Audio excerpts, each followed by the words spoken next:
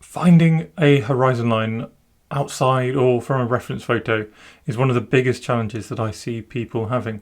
What we're going to do today in this short video is we're going to have a look at not one, not two, not three, but 4 different ways that you can find the horizon line outside or from a reference. Number 1, if we are literally there, we could hold our arm out in front of us level, and we can make sure that we're holding our pencil or pen flat in front of us in line with our eyes, and then you'll find that your pencil will just sit across your view like this, and ta-da, you have found your horizon line.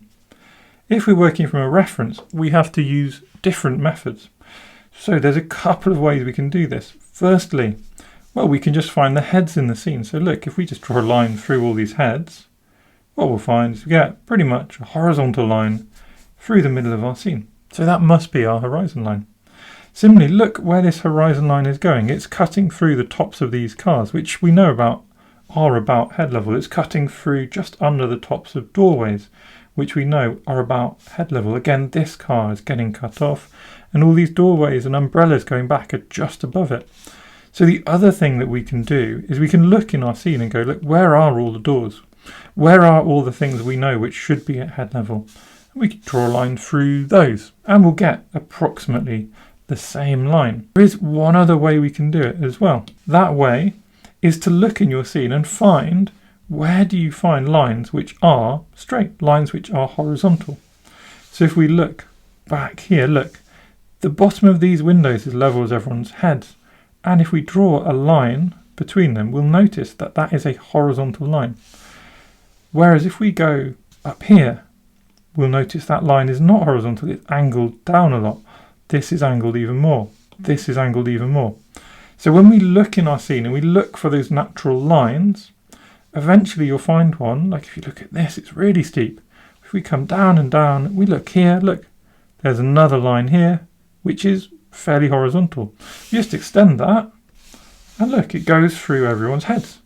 So just by finding the horizontal line in our scene, that's another very simple way to find your horizon line. So there's 3 different ways, remember.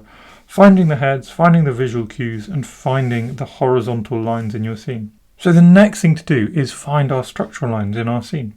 And we can find those by having a look at things we know are straight. We know this line is straight, so if we just draw it and extend it, we can find where it intersects our horizon line, our flat line across the middle.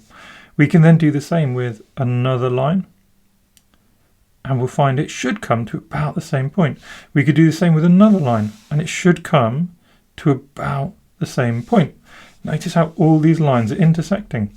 Now notice also how all the windows have their own lines going down to that same point. Even these windows, all the different objects in the scene will be coming down and meeting at a vanishing point. But then you can look at the other side and you find these lines aren't. They're going up if we extended, but they're actually flowing down the other way. So this is how we know we must have a second vanishing point. And that vanishing point, if we look, is probably all the way over here somewhere. So vanishing points can be way, way off of our page. But having identified that, having just looked at really simple points, looked at the lines, suddenly we can see our horizon line, we can find our vanishing points, we can find our structural lines. And having done that, I hope you can see it's now really easy. All we do is we build in some vertical lines really, and our scene will suddenly start emerging. So thank you everyone for watching my little sketching videos. If you enjoy my content, please do subscribe to my channel because it makes me really, really happy. Thanks again.